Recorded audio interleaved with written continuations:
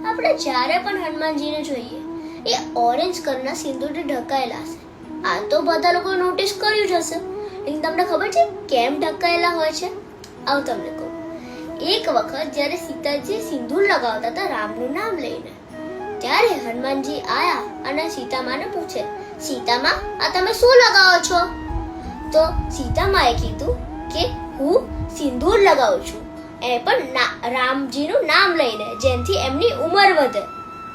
તો હનુમાનજીએ સોચ્યું કે હું તો એમનો ભક્ત કહેવાઉં. સીતાજી આટલું સિંદૂર લગાવે છે તો એમની ઉંમર વધે છે, તો હું આખી બોડીમાં જ સિંદૂર લગાવી લઉં તો રામજીની કેટલી ઉંમર વધી જશે. તો એમને આખી પોતાની બોડી આખું સિંદૂરથી ઢકી લીધો. એટલે આપણે જ્યારે પણ હનુમાનજીને જોઈએ છે એ સિંદૂરથી ઢકેલા હોય છે. એટલે જ એમને કેસરી નંદન કહેવામાં આવે છે. જય શ્રી રામ, જય હનુમાન.